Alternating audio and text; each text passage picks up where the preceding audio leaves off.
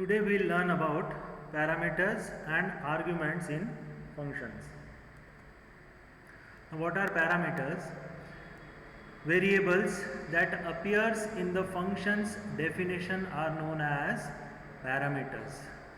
The variables which are receiving data to perform specific task in the function are known as parameters. So the variables which you define inside the round brackets while defining a function, those are known as parameters. Okay, these are the values which are used by the function in its body for doing the work. So the function will be using these parameters in its definition. Then what are arguments? Arguments are the values or variables which are passed in the function while calling a function. Okay, so parameters receives values and arguments appears in the function call statement. Parameters will receive value and arguments will supply the value to the parameters. Now if you see this example, we have a simple function calc. It requires two arguments, two parameters, rather it requires two parameters a and b. So within this function it is using these values a and b. So because a and b here are appearing in the function's definition, they are known as parameters. Now after defining this function, on the function call statement you have passed values x and y. So x and y are variables which are used to supply values to the function. So because these variables are appearing in the function call statement, they are known as arguments. And the variables which are receiving values, value of x will be copied in value in variable a, value of y will be copied in variable b. Okay, so a and b will be used by the function. From where the values of a and b will come? From the arguments. Okay, in other languages they are known as parameters only. In other languages this x and y here are known as actual parameters, right? And a and b are known as formal parameters. Here formal parameters are known as parameters, and the values which are being used to pass the values in the function call statement, the variables which are used to pass values are known as arguments. Now there are four types of arguments in Python. First we have positional arguments, default arguments, keyword arguments and variable length argument. Okay, you see this example. Simple example to add two numbers. Okay, now here x and y, a and b here are known as, x and y are known as, what they are known as? They are known as arguments, and a and b are parameters. Okay, so y, x and y here are known as positional arguments. Positional arguments in the sense the value of x will be passed in variable a and value of y will be passed in variable b. If you change this order, if you put y before x, then value of y will be copied in variable a and value of x will be copied into variable b. So as per the position, the value of first argument will go in the first parameter, the value of second argument will go in the second parameter, value of third argument will go in third parameter, and likewise. That is why they are known as positional arguments. If you see here, positional arguments are arguments which are passed in the correct positional order as defined in the function's header. In the header, whatever sequence you are following, you have to follow that sequence while calling the function also. If you see this example,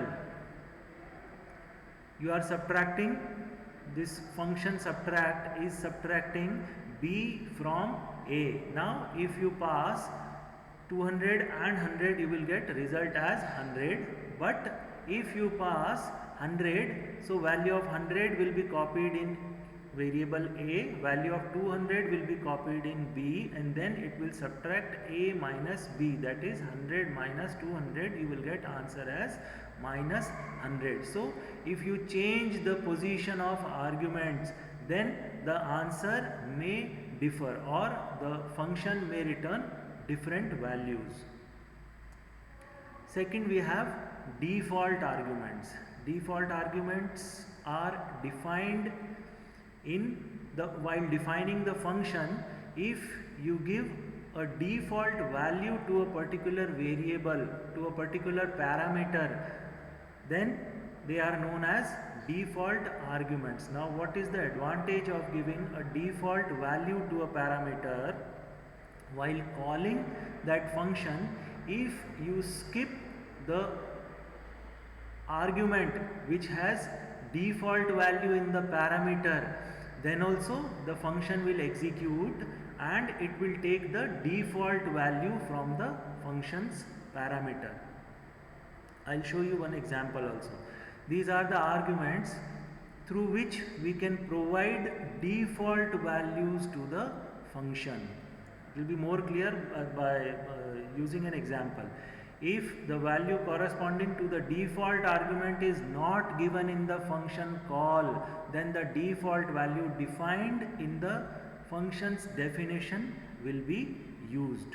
Here in this example, only one argument has been, only one parameter has been taken. I'll give you another example.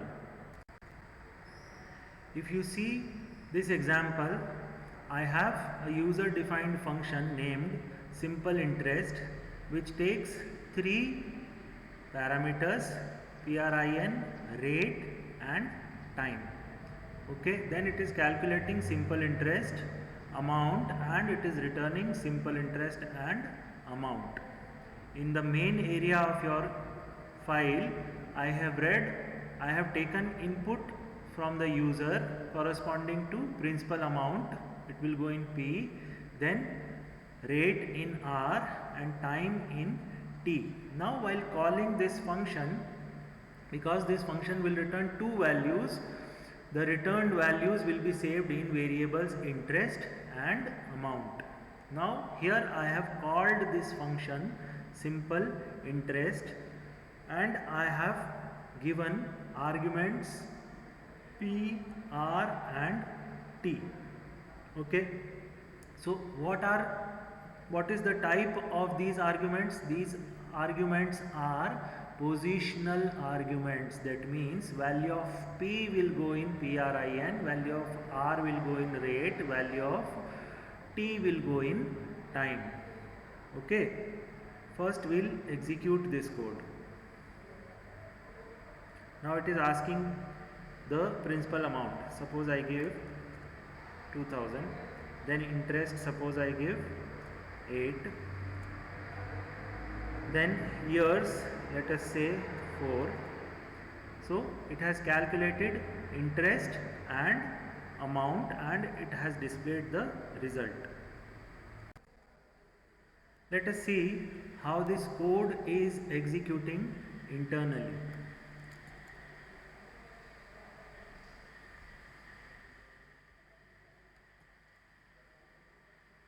Same code I have copied here. I have moved on to the first statement. First statement is function definition. Then next, now it has come to the 7th line where int input enter principal amount. It is asking me to enter principal amount.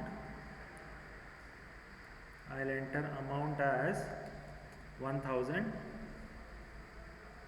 So it has created a variable P having value 1000 in the global frame, in the main area of your program. Now it is asking interest, rate of interest, let us enter 5. So one more variable r has been made and value of r is 5. Time, suppose I enter 2. So t has also been created.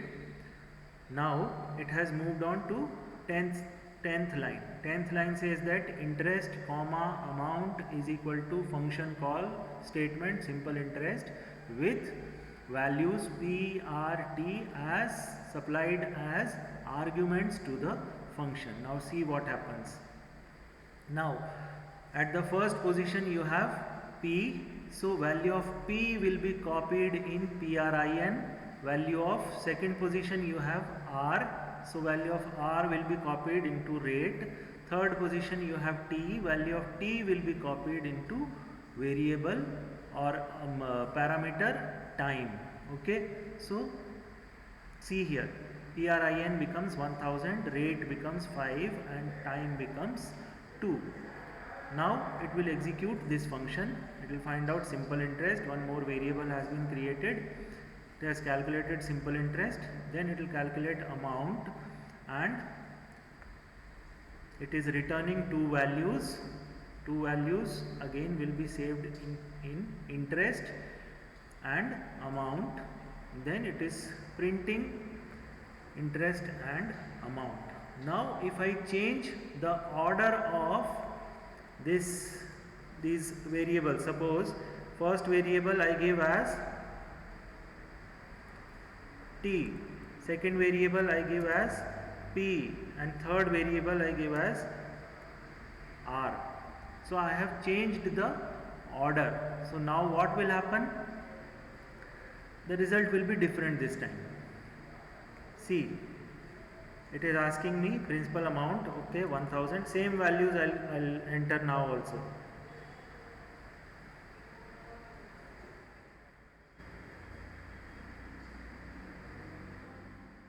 It is taking time. Okay, variable p has been created. Interest, rate of interest I had given 5, so rate of interest is 5. Time 2 years, 2.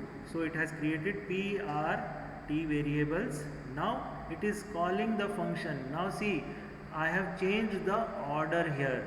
By changing the order, what will happen? The positional arguments will differ now.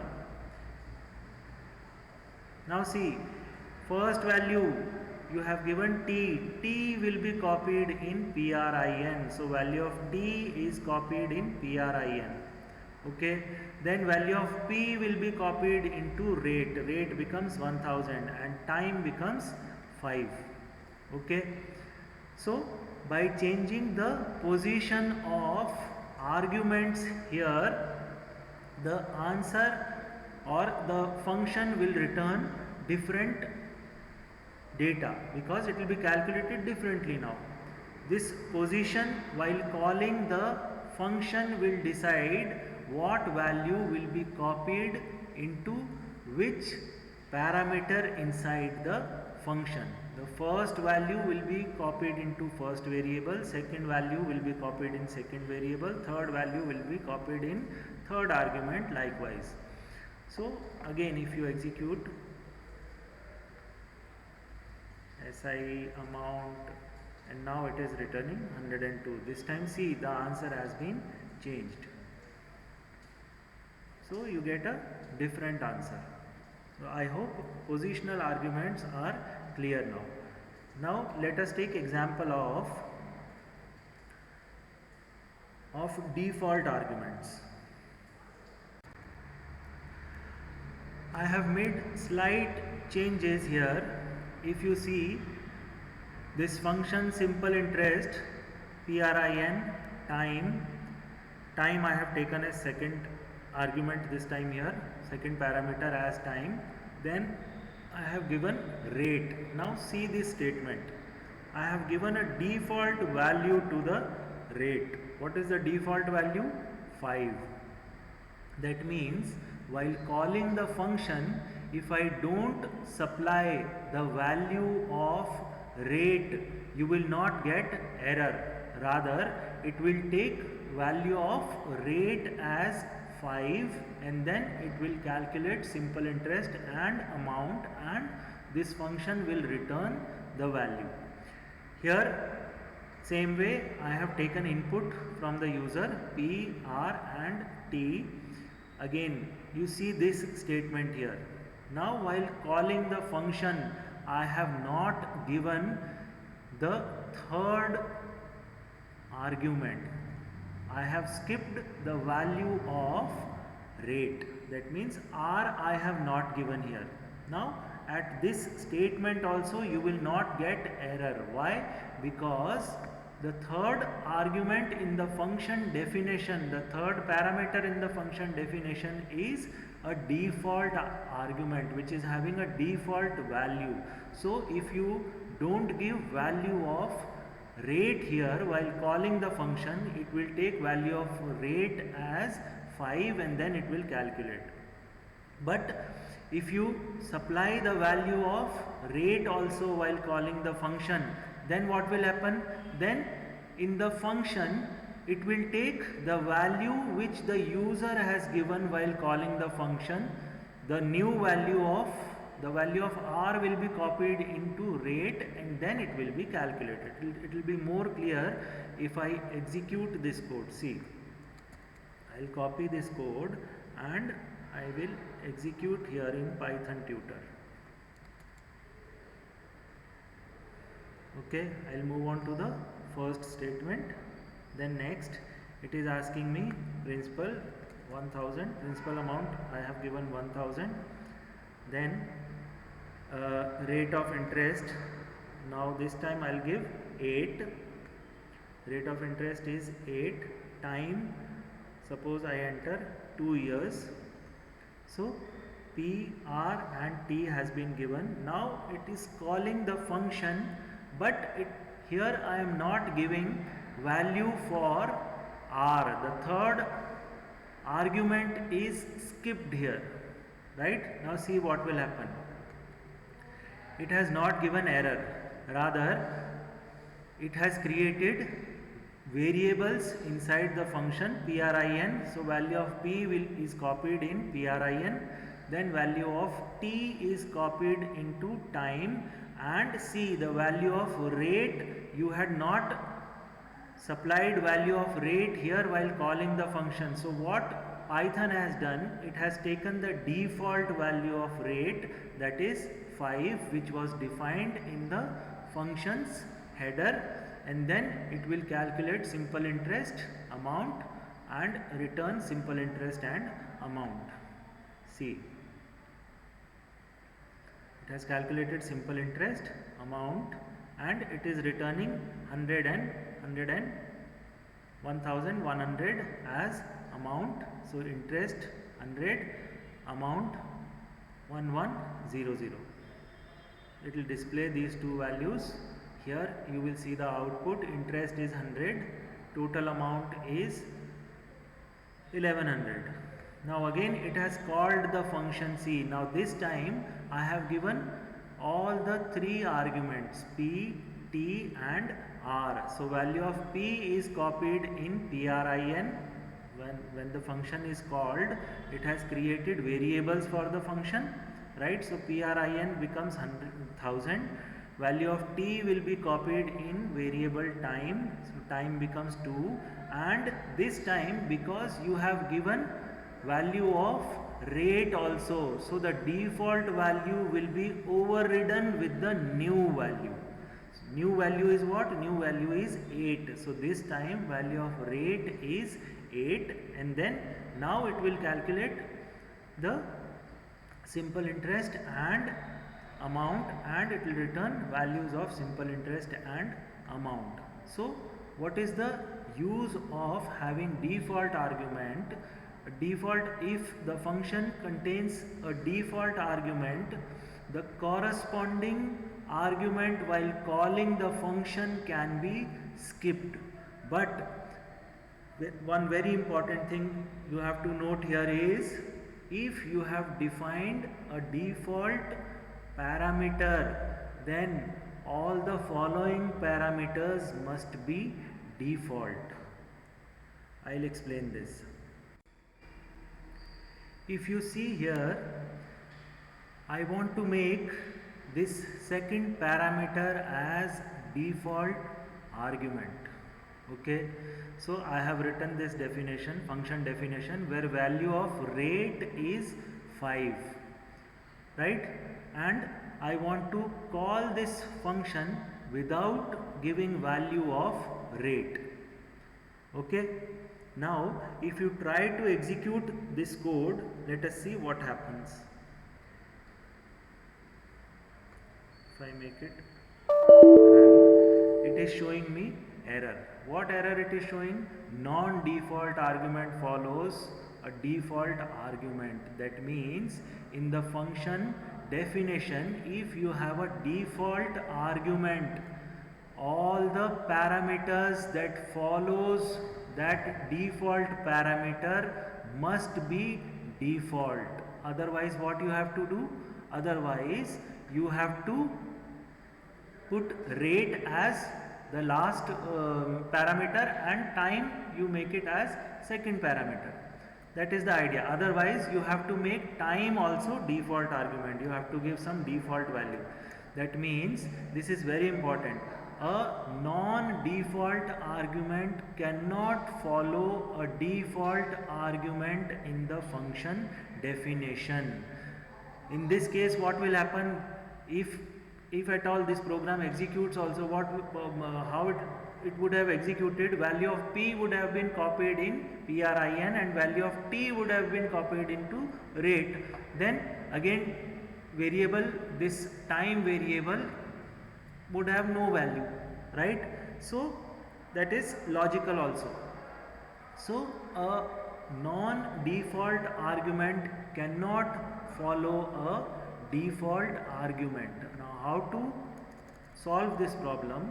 You can make time as second argument and here you make rate as third argument. Now after rate there are no other parameters, so rate is the last parameter and it is default. There is no non-default parameter following a default parameter. Now here also if you write p comma t, let us see whether it runs or not.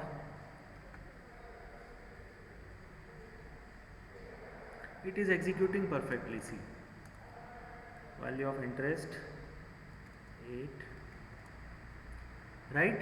So always remember, if you have a default argument, all the following arguments must be default only. Now see, I have made time also as a default parameter, so you can do this way also.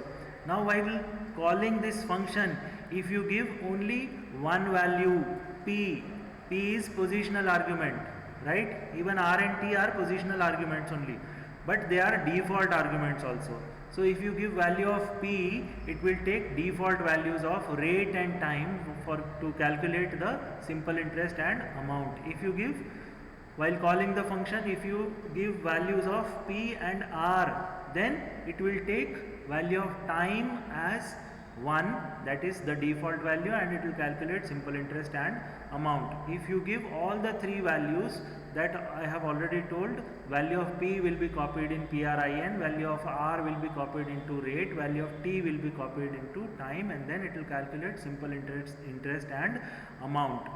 But here, if suppose you want to skip the value of rate, if you want that it should take value of PRIN as p and you want to skip value of rate here, so that it takes value of rate as default value and you want to give value of time, this you will get, this is a logical error. What will happen? Value of p will be copied in PRIN, value of t will be copied into rate, and value of time will be taken as 1 to calculate simple interest and amount. If you have doubt, you can execute and see yourself. Okay, so what is the way to do to call a function without giving value of rate? there you need keyword arguments. Now let us see what are keyword arguments. Default we have done. Next type of arguments are keyword arguments. These arguments are passed using parameters name. Whatever name you have defined for a variable, whatever parameter you have defined inside a function, that name must be used while calling the function.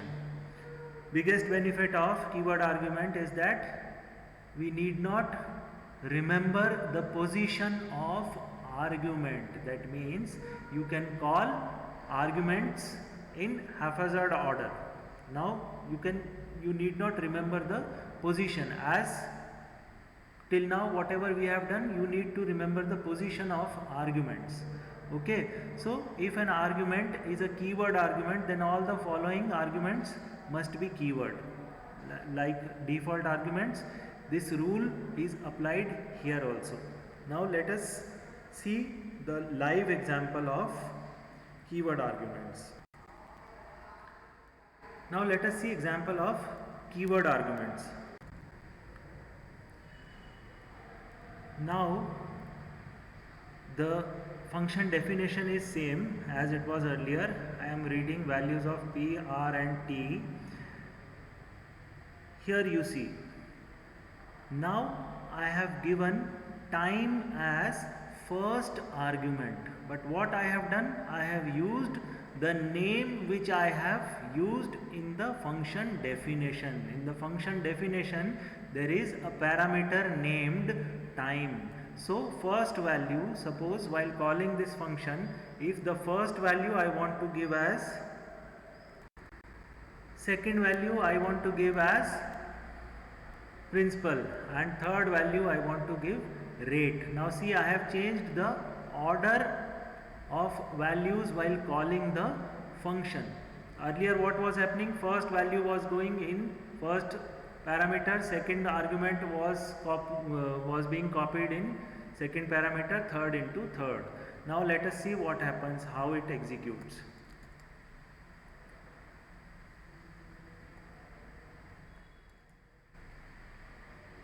I'll move on to the first statement.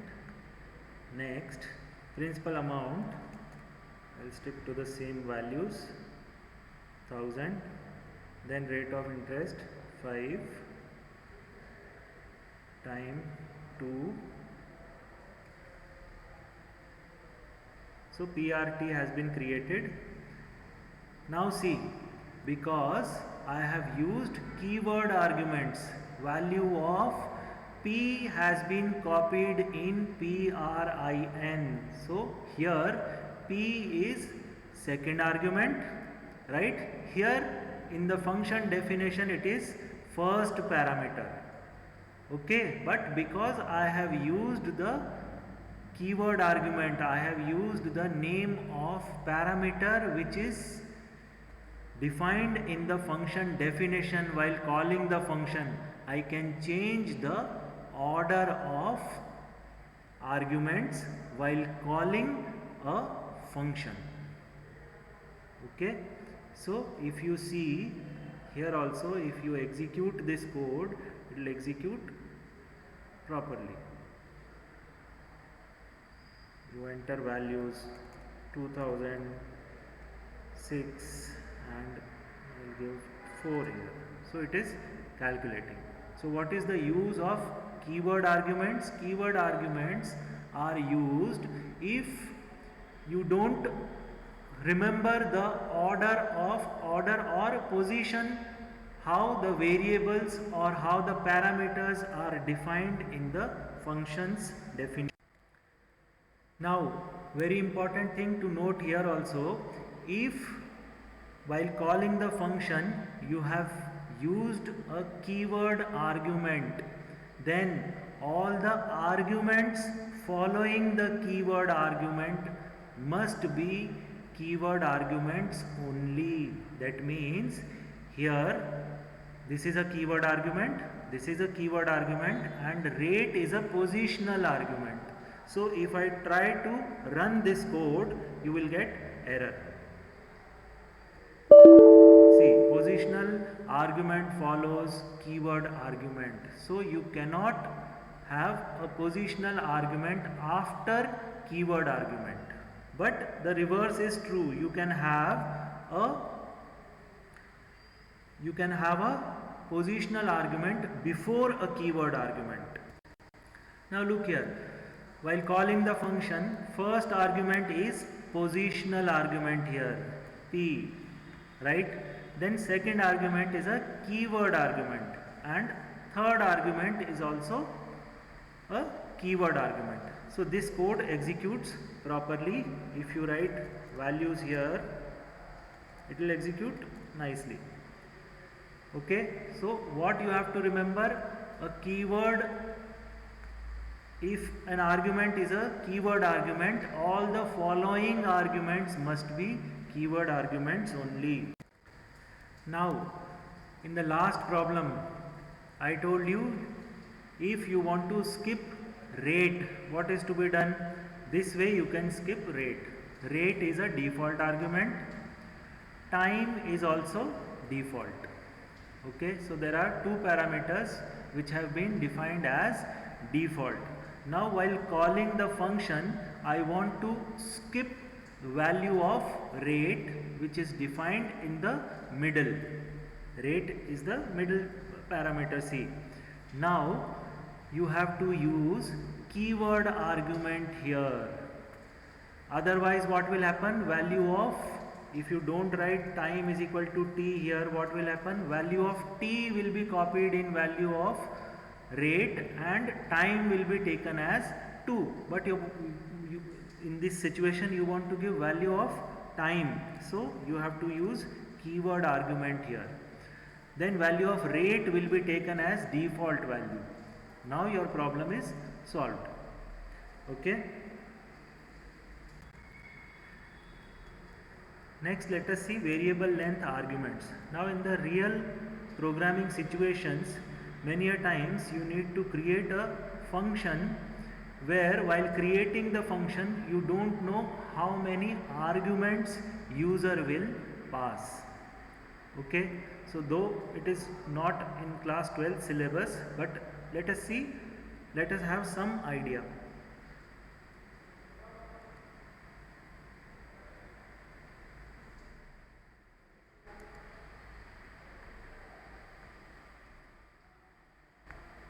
Now I have a function funct. Now I don't know this function, user will call this function with how many arguments. So in such a situation you put an asterisk symbol here and you give a variable name. Here I have given variable name as arg. Now what this function is doing, it is simply taking all the arguments from the calling environment and it will print all those arguments one by one. Now in the main area I have called this function first with 3 arguments, then I have called this function with 2 arguments. Okay, I have used constant values here, you can use variables also, that will also work fine. Okay, so if I run this code, see, it is displaying to Anil 56.8. Now this function was called with 3 arguments first. So it is what this function is doing, it is taking all those 3 arguments and then in this for loop it is just printing all those 3 arguments. Second time when this function was called, this function was given only 2 arguments. For that also it did not give any error and it has taken those 2 arguments and displayed those 2 arguments as output. In this example, let us see how lists are passed as functions argument. I have made a function findSum which receives a list as parameter and then it will find the sum of all the elements of that list. So initially the sum is 0, then I will process individual elements of the list using this for loop. Every time I will put the value of the individual element into the sum. Once it will come out from this for loop, it will return the sum of all the values of the list. Okay, in the main area I have made another list, my list, and then it is reading list from the user. Then TOT is a variable which will save the value which is being returned by this function find sum, and I have given my list as argument to the function. If you execute this code, it is asking a list. Suppose I enter 10, 20 and minus 20. Sum of elements is equal to 10. So my code is executing properly. Now in this example, I have passed a string to a function. Like we had passed a list to a function. This function is supposed to receive a string and it is displaying the characters of the string one by one. Okay, so I have taken a string from the user and I have given that string as argument to the function. If you run it, suppose string I enter hello. So what this function has done? This function has displayed the individual elements of the string. This is how you can pass strings to a function. Let us see an example where I have passed a list and a string to a function. Now suppose this function has done some changes in this list. Whatever has been saved as the second element in the list will become -1. Okay, so it is displaying list inside the function lst, and suppose I want to change the string also inside the function, right? Now if you remember, lists are mutable. That means you can do changes in the list at the same memory location, whereas strings are non-mutable data types. That means once a string is created, in the same string at the same memory location you cannot do any changes. So that holds true while calling the function also. In the main area I have taken list from the user and I have taken a string. I have given list and string to the function. Okay, now this function is making some changes in the list which it has received. What changes it has done? The second element in the list will become -1 when this function will be called. Okay, and I want to change the first character of the string as T. Now it should give me an error. Let us see. If I try to run this, I'll enter a list 10, 20, string, let us say hello. Now it has given error. What error it has given? Type error. str object does not support assignment. So here, because I am trying to change a non-mutable data type, it is not allowing me to do the change. That change, even here after creating the string, you cannot assign the value because strings are non-mutable. If I remove this statement, then let us see. If I run this code, list, suppose I enter 10, 20, string I suppose enter hello. So list inside the function, it has become 10 and -1 by this statement. The second element of the list has become -1 when this function was called. So inside the function, this is the list, right, and this is the string. Once the control returns back after displaying these two statements, again I am displaying the list. Now see the magic. After returning, the list has been changed in the main area also, because lists are mutable data types. So if the function has done some changes in the list, those changes are reflected back in the calling environment also. My original list gets changed here, right? That means only the reference of the list is passed. Let us execute this code herein.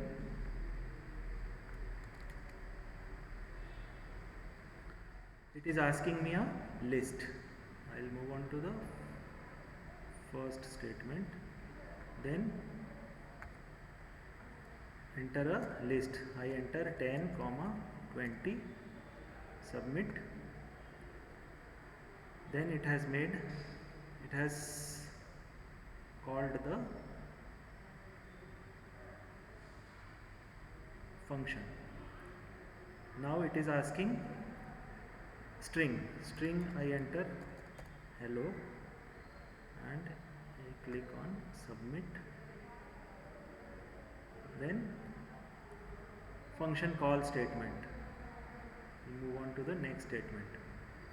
So in the global frame, it has created a list, my list. My list is pointing, this is just a reference which is pointing to the list somewhere else in the memory, and I have a string, right? Now it has come to the function definition. Now it is making changes in the list. Now see, if you see here the global frame, main area, as well as the function, right? Both are sharing the same copy of list. List is only one. This my list is also pointing to the same memory location, and LST is also pointing to the same memory location. Now the function has done some changes here in this list. Those changes are reflected back when you will return to the calling environment, whereas function has made a separate copy of st, and the main area has made a separate copy of string. String here is saved in s, string here is saved in st, whereas list is only one which is being shared by the main area as well as LST also. Okay, so it will display values inside the function. Then it is returning now. See, once the control is returned back from the function, whatever changes the function has done in the list, those changes remains now also, right? Why? Because the function as well as the main area was sharing the same copy of list, and list is a mutable data type. Whatever changes the function has done in the list, those changes will be reflected back into the main area also.